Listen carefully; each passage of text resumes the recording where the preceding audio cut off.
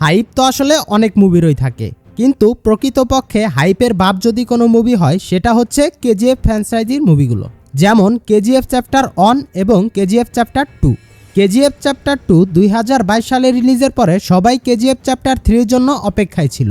KGF movie সাউথের সিনেমার পুরো একটা ইতিহাস বদলে দিয়েছিল। কেজিএফ শুধু একটা মুভি নয়, এটা সাউথের একটা গেম চেঞ্জার মুভি ছিল। গতকাল কেজিএফ চ্যাপ্টার 2 মুভির 3 বছর পূর্ণ হলো। 3 বছর পূর্তি উপলক্ষে হোমবেল ফিল্মস প্রোডাকশন হাউস একটা দারুণ সুখবর দিল রকি ভাইয়ের ভক্তদের জন্য। হোমবেল প্রোডাকশন হাউস অফিসিয়ালি কনফার্ম করলো যে খুব শীঘ্রই কেজিএফ চ্যাপ্টার 3 আসবে। এই খবর শুনে অলরেডি রকি ভাইয়ের ভক্তরা বলছে কেজিএফ এর মাইথোলজির আরেকটা আগুন পর্ব আসতে চলেছে। আমরা আবার নতুন করে ইতিহাস গড়ব। সাউথের মুভির ইতিহাস গড়েছিল কেজিএফ 1 এবং কেজিএফ 2।